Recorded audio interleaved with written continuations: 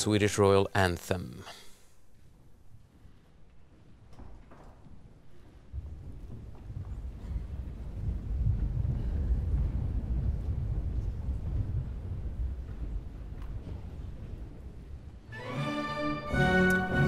And now a March in D major by Wolfgang Amadeus Mozart. Just before the laureates will take their seats on the stage.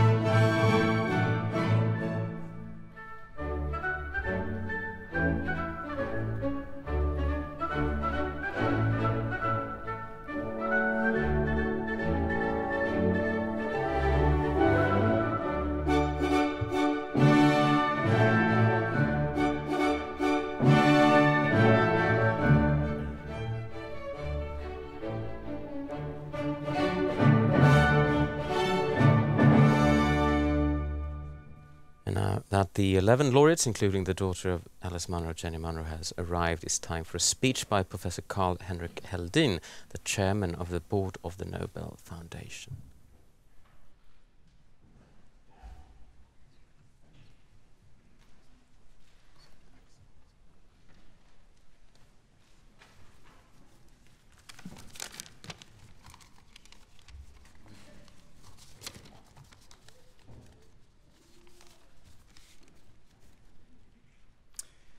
Your Majesties, Your Royal Highnesses, esteemed Nobel laureates, ladies and gentlemen.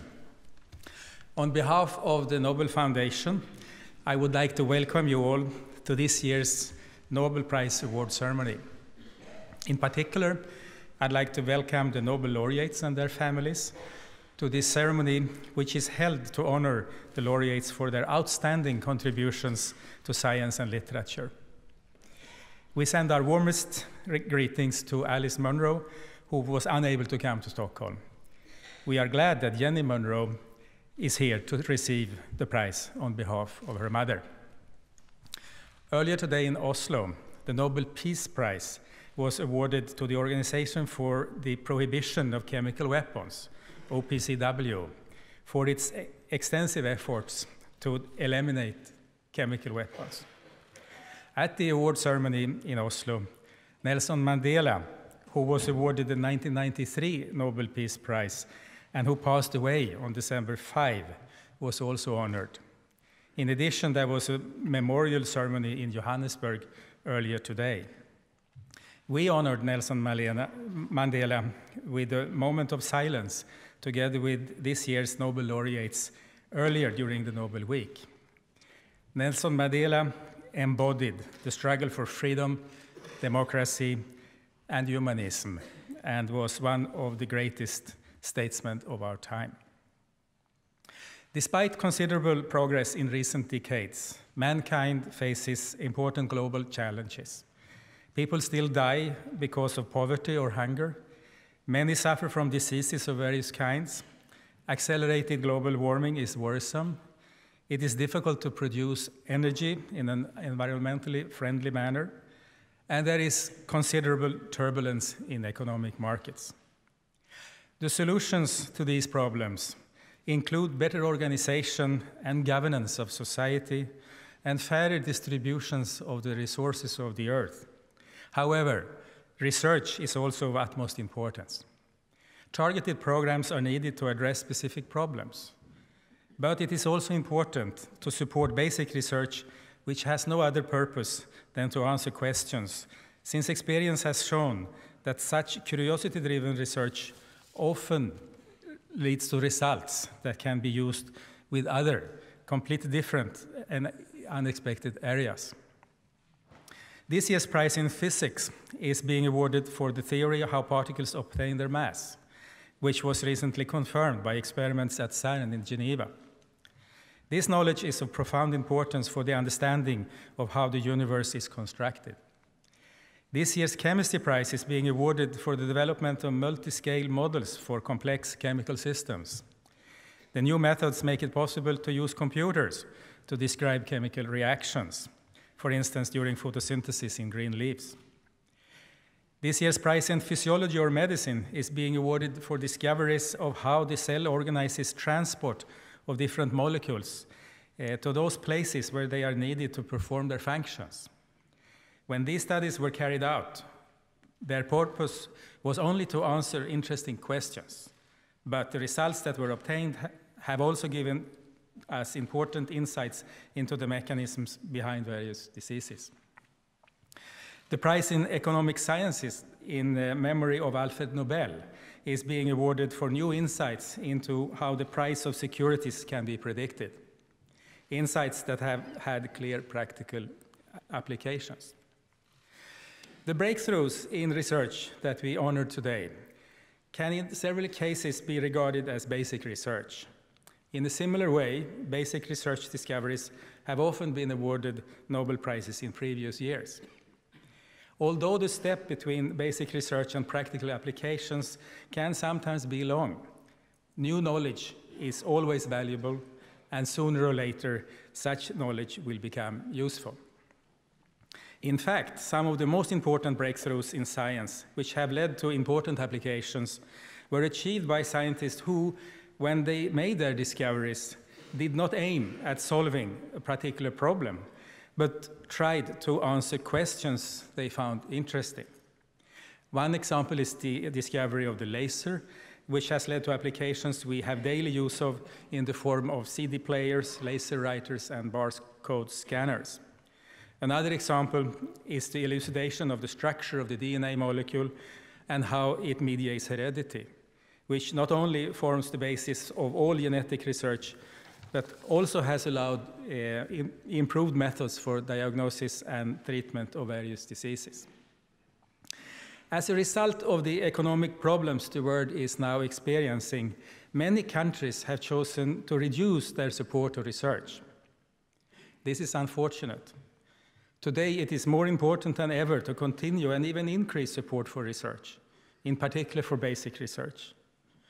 In this context, the newly established European Research Council, ERC, is a beam of light here in Europe.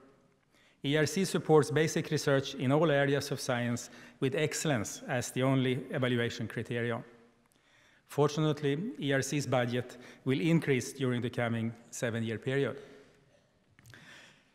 Alfred Nobel was a broad-minded person.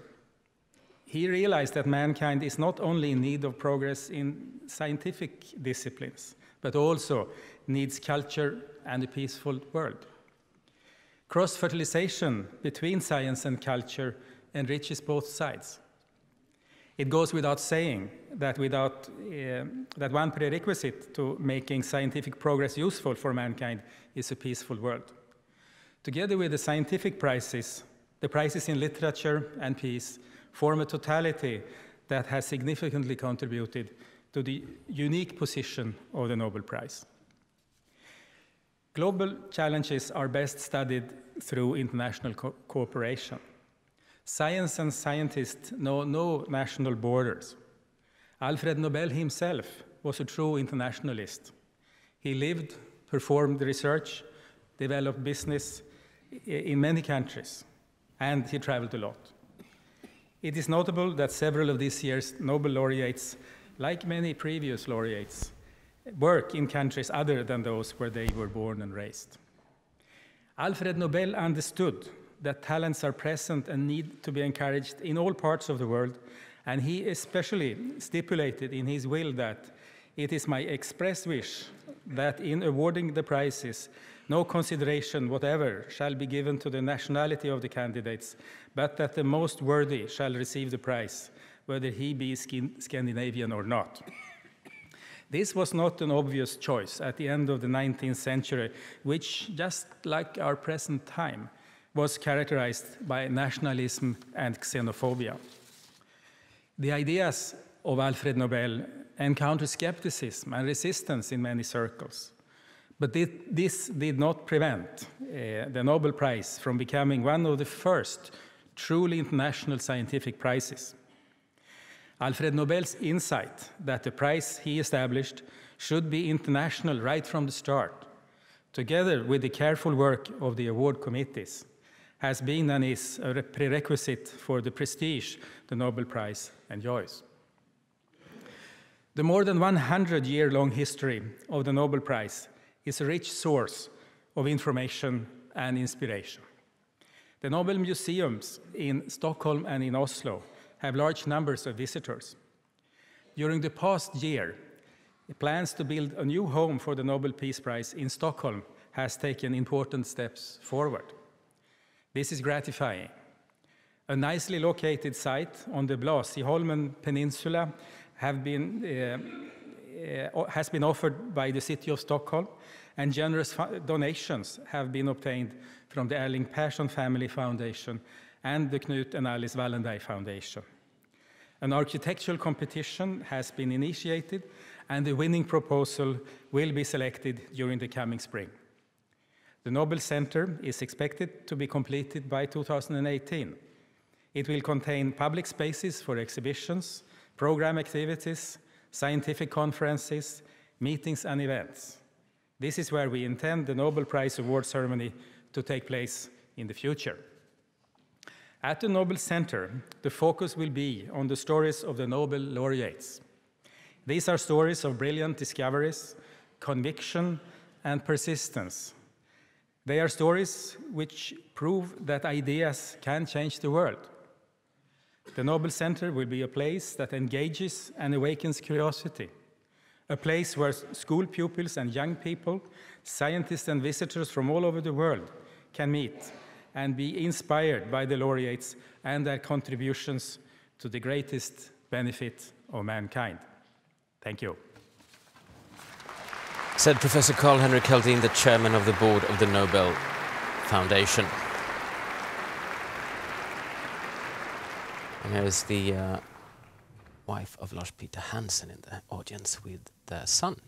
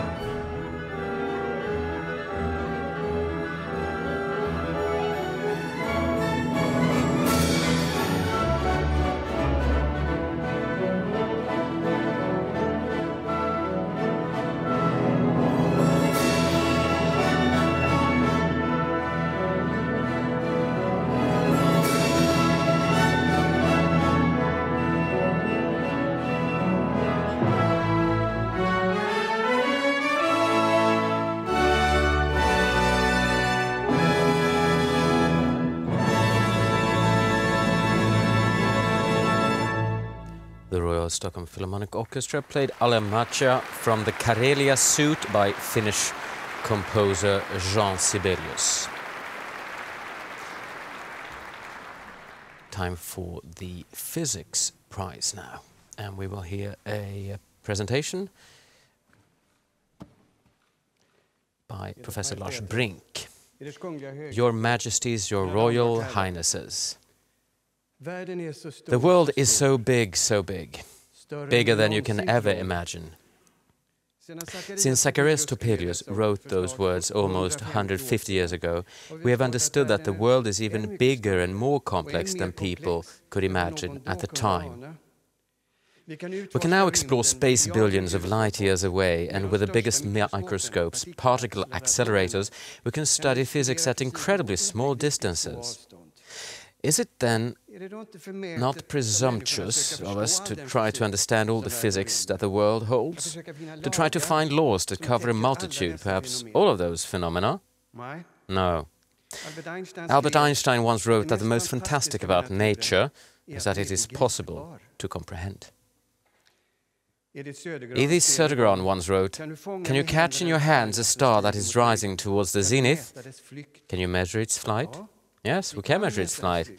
Isaac Newton explained to us that the law we should use for the movement of the star is the same as the one that governs an apple falling on Earth. A law of physics describes many phenomena that seem to have completely different origin. What do the stars and the apple have in common? Well, they have a mass, and the force of gravity is determined by the masses of the objects, nothing else. Nature is rational. When the new quantum physics was developed 100 years ago, we also understood that nature is quantized. Matter can be divided into its smallest constituents. Exactly 100 years ago, Niels Bohr explained that the hydrogen atom consists of a small nucleus, a single proton with an electron circling around it. We could then understand that the unified theory for the world must be sought for in the microcosm. The large particle accelerators developed since the 1950s are the tools we use to serve the microcosm. The complexity of these modern constructions corresponds to that of the large cathedrals built 1,000 years ago. We've found not only a multitude of new particles, but also two forces that are only apparent in the microcosm. The strong nuclear force that binds the nuclei and the weak force responsible for radioactive decay. How can we describe such forces that only act over very small distances? The rules of the game are very restrictive. The prototype of a successful theory was quantum electrodynamics, which describes a force with long range. Just think of two charged balls. If we simply change the force from long range to short range, the result is inconsistent because important symmetries of the theory are destroyed. However, it turns out that there is a way to make the force short range and still keep such symmetries in the equations of the theory by choosing a ground state that breaks the symmetry. Could that be used? It required the existence of a new massless particle together with a massive one. The massless particle would lead to a new type of radiation that has never been seen. Could one get rid of this by modifying the theory, or were scientists on the wrong path? The solution came almost 50 years ago in two papers, one by François Englert and Robert Brout, and the other by Peter Higgs. Two short papers, roughly a page long, that changed the world. They simply combined a theory like electromagnetism with the two fields that lead to the two particles just mentioned, and showed that the unwanted massless particle, which would lead to unobserved radiation, combined with the electromagnetic field to produce a short-range force. However, we knew how the new massive particle still appeared in the theory. We now had a theory analogous to electromagnetism, but with short-range forces and massive particles. We had unified the electromagnetic and the weak forces. What did particle physicists do now? They ignored the new theory. Could it really be consistent? Brout, Englert, and Higgs believed so. But it was not until 7 years later that a young Dutch student, Gerhard Toft, indeed could show that the theory works. In a work of immense complexity, leading to the Nobel Prize in 1999.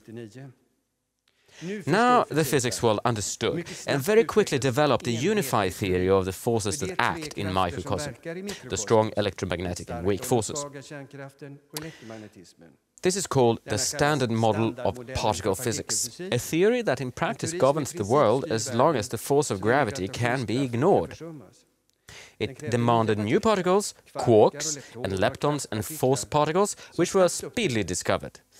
But the new particle that brought Engler and Higgs had predicted, which was now understood to give masses to all massive fundamental particles, was not found.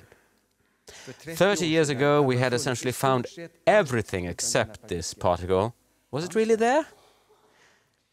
It was understood that the discovery of such a particle would require a very large accelerator, one that could produce collisions with an energy comparable to that arising in the very early universe.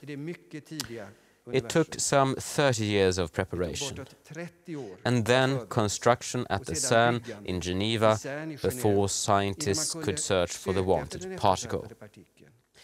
In 2010, 6,000 scientists began 2 large experiments, and on July the 4th, 2012, they spread the news that they had indeed found the particle.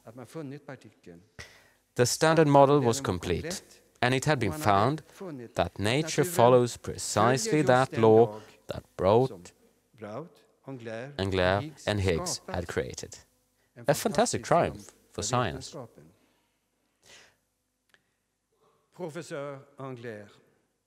Professor Engler, you have with your colleague, Professor Brout, unfortunately deceased, and with Professor Higgs, found the key to understand the masses of the elementary particles, for which you have been awarded the Nobel Prize. On behalf of the Royal Swedish Academy of Sciences, it is my privilege to convey to you my warmest congratulations for your outstanding work.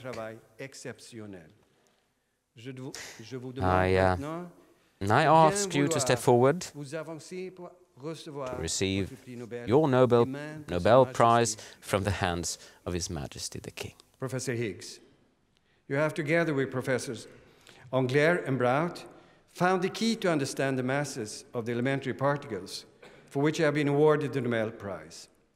On behalf of the Royal Swedish Academy of Sciences, it's my privilege to convey to you my warmest congratulations for your outstanding work. I now ask you to step forward to receive your Nobel Prize from the hands of His Majesty the King. François Engler, born in Belgium, 81 years old, at the Université Libre de Bruxelles, and Peter Higgs, United Kingdom, 84 years old, from University of Edinburgh, are the 2 physics laureates this year.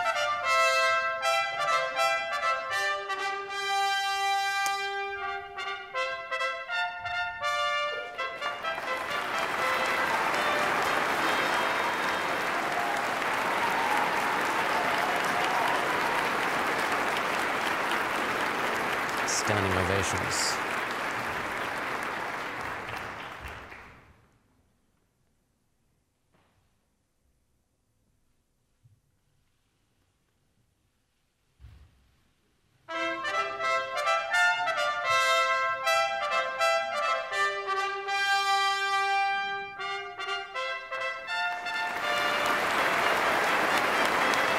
Big applause for Peter Higgs here in the Stockholm Concert Hall at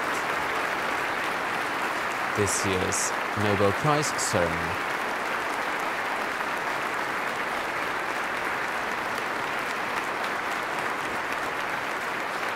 And the Swedish royal family with Queen Silvia in sparkling red, Prince Daniel, King Carl Gustaf, and to the right, Prince Carl Philip fills in the applauses.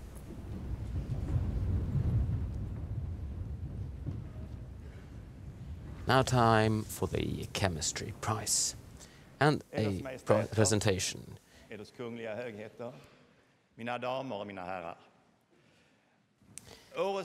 This year's Nobel laureates in chemistry, Martin Karplus, Michael Levitt and Arya Warshel, have developed methods based on models from physics, which we use, aided by computers, to look into the world of molecules and to understand the function and behavior of chemical systems. To get some perspective on the birth of these methods, it is appropriate to go 50 years back in time. At that time, I first came into contact with chemistry. It was a secondary school in Landskrona in Sweden, and I was lucky to have an excellent teacher with more experience in chemistry than in pedagogics. His experiments and his knowledge fascinated us students, and without his teaching, I would not have been standing here. However, chemistry has been completely transformed since then. All areas have developed with enormous speed, but I think that many chemists agree with me that three things have characterized this process more than anything else. First of all, the borderlands between chemistry and biology have been completely transformed, and we frequently return to this fact on December the 10th. Today, chemistry is the science of life, and the language of chemistry has become the language that chemists, biologists and medical specialists use to describe the processes of life, says Professor Gunnar Karlström, member of the Royal Swedish Academy of Sciences. Secondly, chemistry has been theorized. The boundary between chemistry and physics has almost disappeared, and today there are research fields like theoretical chemistry, chemical physics and nanoscience at many Swedish and foreign universities. Chemists have adopted part of the language of physics. The third change has occurred in our society as well as in chemistry. The computers have completely changed many aspects of our lives. Today we can hardly buy a car, a washing machine, a spectrophotometer or any other chemical instrument without a computer. Computers are used in all parts of our lives. In particular, they are used to model chemical systems and processes, often based on equations imported from physics. This modeling requires very large computer resources, and the choice of equations and approximations is vital. It is here in the union of these lines of development that this year's Nobel laureates have been working. At an early stage, they realized the importance of computerization and developed efficient computer models based on theories borrowed from physics that were suited to describing chemical systems and processes. Their models and ideas can be used in all parts of chemistry, but have perhaps been most important in the fields of biochemistry and molecular biology. Perhaps the most important aspect of the work is that theoretical modeling of chemical systems also give us Martin Karplus, Michael Levitt and Arya Warshel. Your ideas and the methods you have developed to study the properties and behavior of chemical systems have revolutionized many branches of chemistry and made it possible to study the behavior of chemical systems in finest detail. This is truly a great achievement. On behalf of the Royal Swedish Academy of Sciences, I wish to convey our warmest congratulations, and I now ask you to step forward and receive your prize from the hands of His Majesty the King. Martin Karplus, born in Austria, 83 years old, affiliated to Université de Strasbourg in France and Harvard University in the United States of America.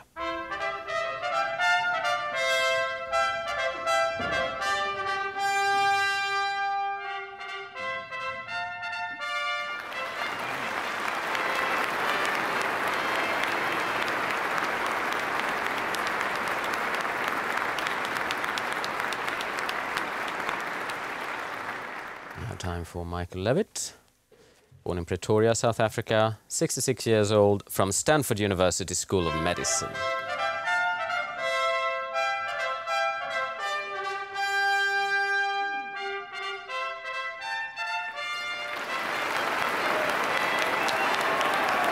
They all receive a medal, a diploma and some money, of course. They share the award of 8 million Swedish kroner. Now, Arya Warshel, from the University of Southern California, born in what is now Israel, 73 years old.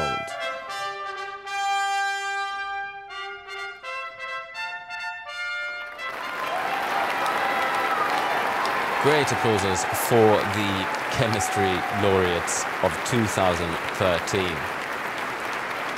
From family and friends in the audience, and from the Swedish royal family. Oh, they seem to have some fans there in the audience.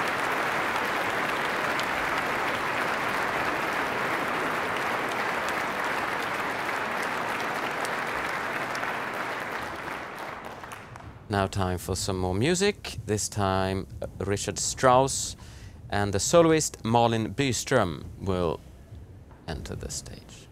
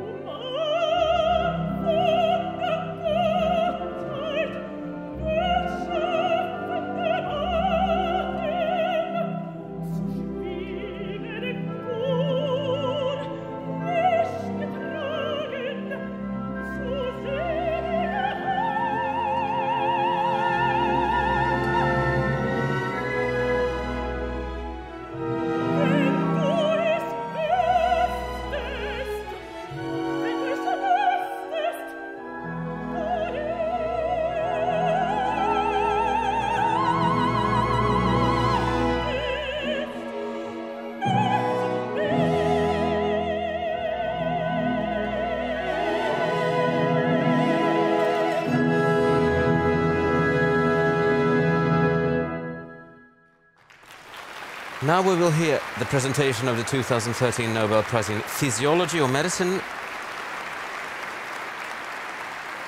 And that will be a speech by Professor Jeline Zirath.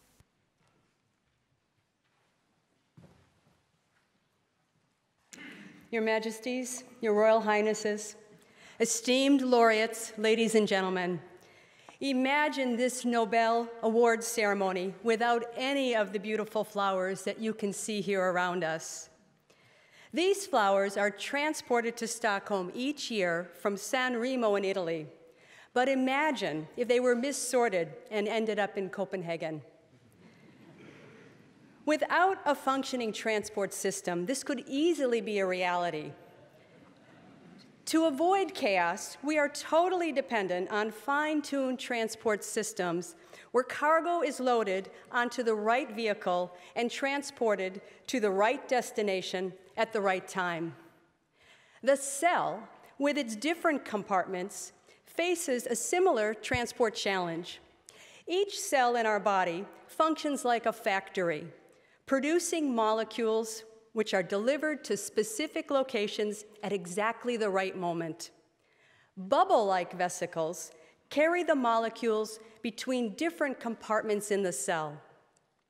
One of the great mysteries of cell physiology was how these vesicles could be delivered to the right destination at the right time.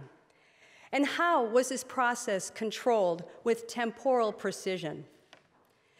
In the 1970s, Randy Schekman was fascinated by these questions. He studied vesicle transport using yeast as a model. He identified yeast cells with defective transport machinery. These cells showed resemblance to a poorly planned public transport system, similar to a situation in a bustling city when trains cannot depart from the station due to rail defects. Consequently, some passengers pile up at the station and others get routed to new destinations. In Sheckman's experiments, vesicles piled up in certain parts of the cell. He found that the cause of this congestion was genetic and went on to identify the mutated genes. By these groundbreaking experiments, Sheckman provided new insight into the tightly regulated machinery that mediates vesicle transport in the cell. James Rothman was also intrigued by the nature of the cell's transport system. While studying vesicle transport in the 1980s and 1990s, he discovered a protein complex that enables vesicles to dock and fuse with target membranes. In this fusion process, proteins on both the vesicle and the membrane bind to each other like two sides of a zipper. The fact that there are many such proteins and that they bind only in specific combinations guarantees that the cargo is delivered to the right place. In these elegant experiments, Rothman revealed how vesicles using this zipper-like function are able to locate the correct docking site in the cell. Cargo, like these flowers around us, could be delivered to the right location. But questions still lingered. How are molecules released from vesicles in such a precise manner? Thomas Sudoff was interested in how nerve cells communicate with one another in the brain. The signaling molecules called neurotransmitters are released from vesicles using the machinery discovered by Rothman and Sheckman. In the 1990s, Sudoff searched for calcium-sensitive proteins that control this process. He identified molecules that sense calcium ions and trigger vesicle fusion. This allows the zipper to open up so that cargo can be released. Sudoff's electrifying discovery explained how vesicles can rapidly release their cargo on command. Neurotransporters are delivered with temporal precision from nerve cells, just like these flowers could be delivered to this Nobel Award ceremony on the right day. The 2013 Nobel laureates have discovered a truly fundamental process in cell physiology. Their discoveries have had a major impact to advance our understanding of how molecules are correctly routed to appropriate destinations in the cell with timing and precision. Without this wonderfully precise mechanism, we would not survive. This process is required for sending neurotransmitter substances from one nerve cell to another, as well as for the release of hormones such as insulin to control blood sugar after a meal. Professors Rothman, Sheckman, and Sudoff, with brilliant experiments, you have solved one of the great mysteries of cell physiology. Your discoveries represent a paradigm shift in our understanding of how the cell organizes the routing of molecules packaged in vesicles to various cellular destinations. On behalf of the Nobel Assembly at Karolinska Institutet, I wish to convey to you our warmest congratulations. May I now ask you to step forward to receive the Nobel Prize from the hands of His Majesty the King. James Rothman, American, 63 years old, affiliated to Yale, as is the economics laureate Robert Shiller this year.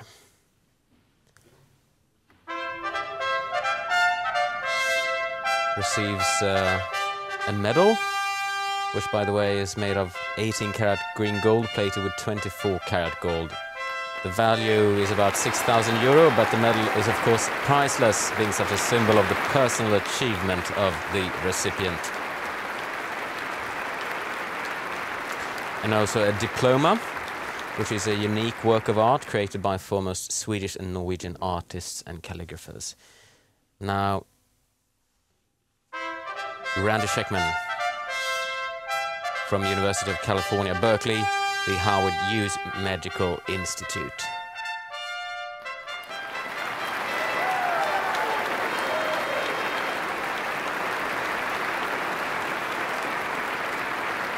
And big bravos from the audience for a good work done.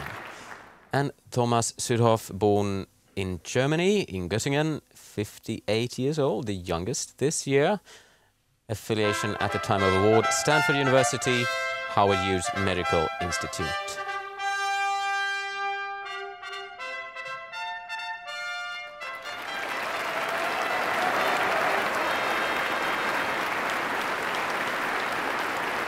Before the presentation of the Nobel Prize in Literature to Alice Munro, we will hear some more music by Frederick Loeb.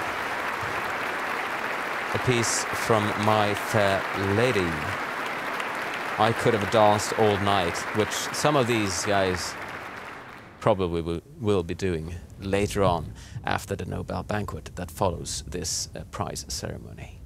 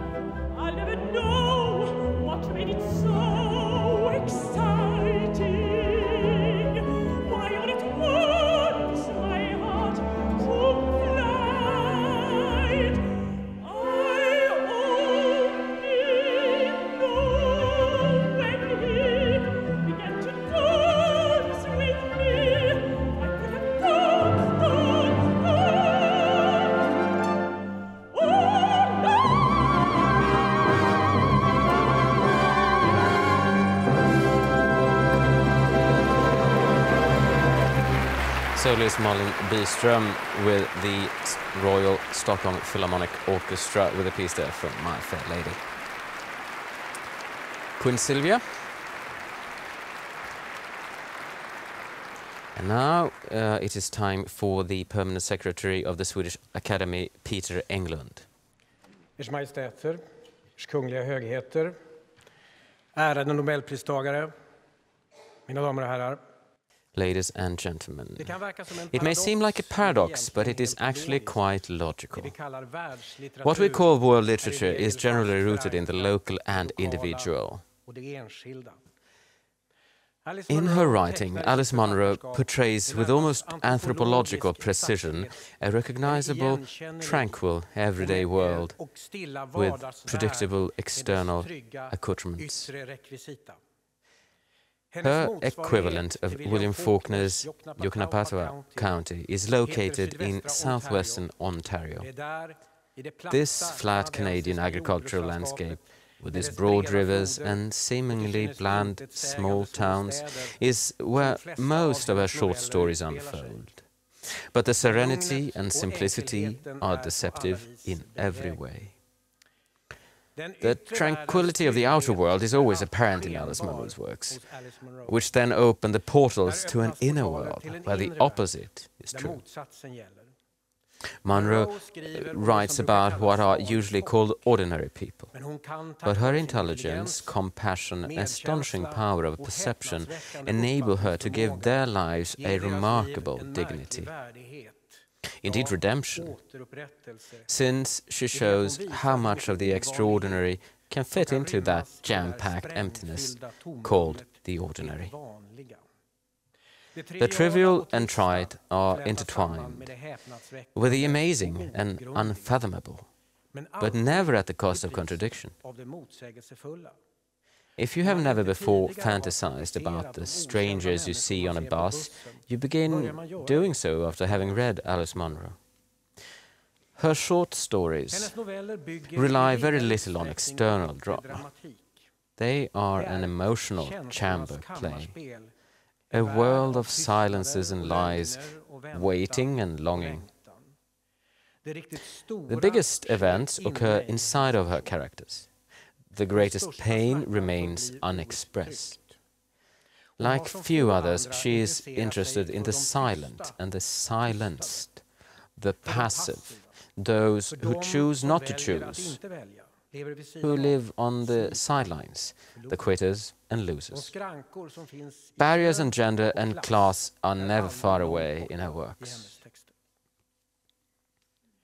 In the mental topography, that is Munro's own, what might have happened is often just as important as what actually happened. Of key importance are all the things her characters could not or did not wish to understand there and then, but that only long afterwards stand revealed, at best in the form of an epiphany. She shows that our innermost self is essentially inaccessible to other people, often eluding even ourselves, until it is too late.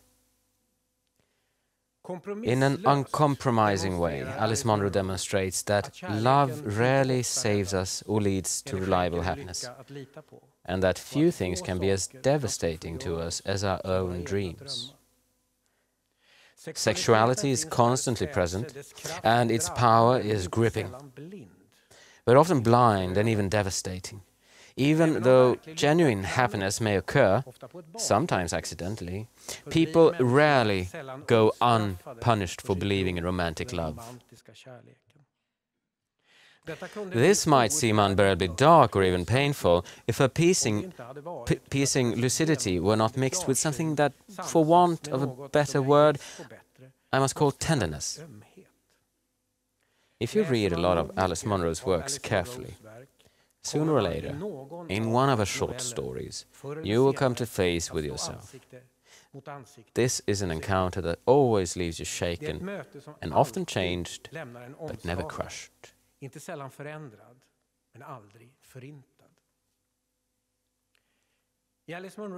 The seemingly prosaic surface level in Alice Munro's short stories is interwoven in an interesting way with her writing style and distinctive storytelling technique. The minimalist style we encounter is clean, transparent, subtle, and stunningly precise. It is a challenge to find an unessential word or a superfluous phrase. Reading one of her texts is like watching a cat walk across a laid dinner table. A brief, short story can often cover decades, summarizing a life as she moves deftly between different periods. No wonder Alice Munro is often able to say more in 30 pages than an ordinary novelist is capable of in 300. She is a virtuoso of the elliptical and, as the Academy said in its brief prize citation, the master of the contemporary short story.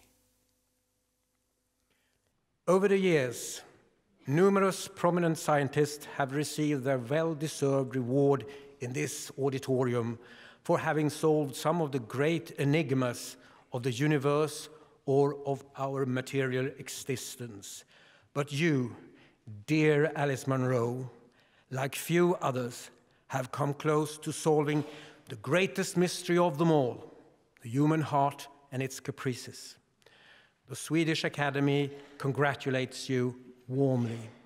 I now ask Jenny Munro to rise in her mother's place to receive the 2013 Nobel Prize in Literature from the hands of His Majesty the King. Jenny Munro, the daughter of literature laureate Alice Munro. Jenny, also an artist, a painter, receives the prize on behalf of her mother.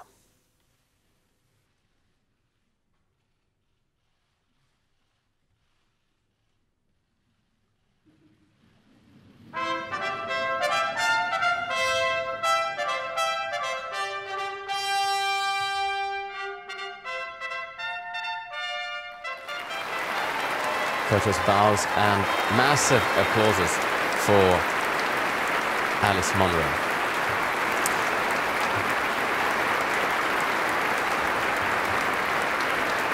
Alice Munro, one of those authors that so many people have read and enjoy around the world. And her daughter stands next to some of the members of the Swedish Academy that awards, that chooses the laureate in literature.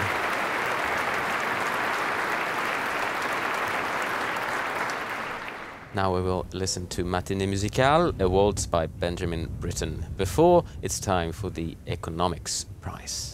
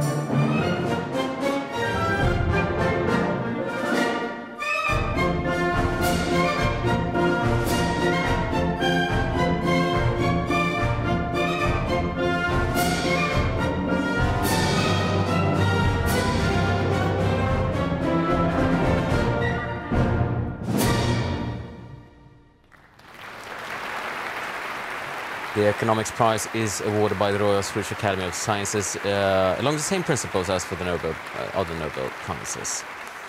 And this year it goes to Eugene Fama and Lars Peter Hansen, both at the University of Chicago, and to Robert Schiller from Yale for their empirical analysis of asset prices. Professor Per Krusell. Eders Majestäter, Eders Kungliga Högheter, Majesties, dear laureates, ladies and gentlemen. The prices of shares and other assets fluctuate a great deal from time to time. Take Swedish shares as an example. Today, the total value of the Stockholm stock market is about 15 times the company's current profits. But for 5 years ago, in 2008, the same market was valued at 8 times profits, and in 2000 it was 30 times profits. What is the origin of these swings? Do share prices really reflect the true underlying ability of companies to generate profits? Or do they rather represent an irrational and sentiment-driven market that oscillates between unfounded optimism and unfounded pessimism? These questions are of great relevance because asset prices guide central economic decisions. Household savings are turned into productive investments through financial markets, so share prices ought to signal which investments are the most productive ones. Prices should also correctly reflect differences in risks in such a way that high-risk investments are compensated by higher average returns. Mispricing can imply significant cost for society as a whole. In their research, Eugene Fama, Lars Peter Hansen and Robert Schiller have helped us better understand how asset prices are determined. The challenge here is to find an appropriate yardstick. To identify the correct asset price, we must correctly compute and discount the revenues this asset generates in the future. But without access to a crystal ball, how can we look into the future? And what weights should we place on future revenues? In order to approach the difficult question of correct pricing, start with a simpler one. Are prices predictable at all?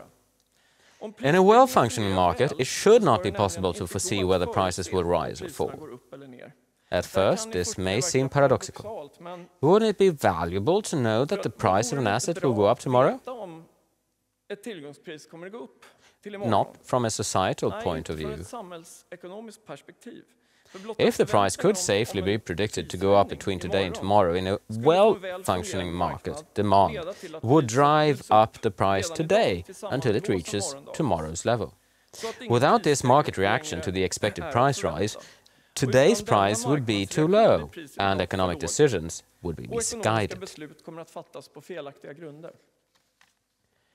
Eugene Fama's systematic studies of US share prices from the 1960s and 70s took a short-term perspective. He found that there was virtually no price predictability at all at daily or weekly time horizons. In particular, Fama analyzed the effects of new public information, such as dividend announcements. With such event studies, he demonstrated that prices react immediately, without any systematic price movements after the announcement. However, Fama also realized that some price movements ought to be predictable, those that are motivated by differences in risk. He devised a method for taking risk into account that would guide the way for all subsequent research. In the early 1980s, Robert Schiller presented surprising findings that suggested a very different perspective on asset prices. Schiller discovered that there was significant predictability over longer term. Using an ingenious combination of share price and dividend data, he demonstrated that high prices relative to dividends were followed by low prices relative to dividends 3 to 7 years later. Not always, but on average. Schiller's studies also indicated that the volatility of prices relative to dividends appeared excessive. His interpretation was that the asset market is not always fully rational. This hypothesis and Schiller's subsequent work has stimulated the emergence of a new research field, behavioral finance, which borrows from psychology to improve our understanding of asset prices. But does longer-term predictability necessarily mean that asset prices are pricing correctly? It could instead be that low prices at a given point in time correctly reflect a high assessment of risk or a high sensitivity to that risk at that particular point in time. In order to test this risk-based theory, however, researchers needed new statistical tools. Lars Peter Hansen's breakthrough was to develop the so-called generalized method of moments, a tool that was to revolutionize not just research in finance, but also empirical research in many other areas of economics. Using this method, Hansen was able to show that standard risk-based theory could not explain the movements and predictability of share prices. This finding stimulated further development of the theory, and with the help of these new ideas, we now appreciate the role of risk and risk sensitivity in price determination much better. The laureates' contributions have also been influential outside of the research community. Their findings have been key drivers behind the emergence of new financial instruments, such as index funds and new forms of portfolio management. Their research illustrates the fruitfulness of systematically confronting radically different theories with data. Jointly, their discoveries constitute pillars of our current understanding of asset markets. Today's intensive research to further scrutinize price formation and lay the foundation for market reforms if needed would not be possible without the contributions of the laureates. Grund för eventuella marknadsreformer skulle inte ha varit möjlig utan pristagarnas insatser. Dear Professors Fama, Hansen and Schiller, your empirical research has fundamentally changed our view of asset prices. Your findings have been corroborated using newer data for many countries and for stocks, bonds, and a range of other assets. Without your discoveries and the methods you have developed and pursued, it would be impossible to evaluate financial markets in a scientific manner. It's an honor and a privilege to convey to you, on behalf of the Royal Swedish Academy of Sciences, our warmest congratulations. I now ask you to receive the prize from His Majesty the King. First to receive the prize is Eugene Fama, who has been with the University of Chicago for more than 50 years now, well known for the theory of efficient markets. Much attention, media attention around this year's economics prize has been focused on the fact that Mr. Fama and Mr. Schiller represent two seemingly opposing schools of thought when it comes to how rationally the markets behave. Lars Peter Hansen, also at the University of Chicago, 61 years old, a great econometrician, now receiving the economics prize from the hands of His Majesty the King. And here we see his wife and his son,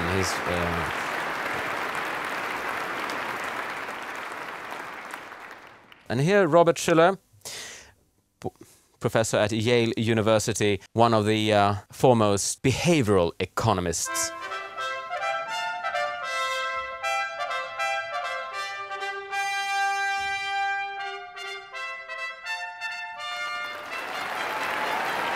And here we see Virginia Schiller, his wife, who is a psychologist. And Mr. Schiller says that she has influenced him a lot, steering him into the behavioral field of economics. And now all the prizes have been awarded to this year's laureates, and we listen to the Swedish national anthem.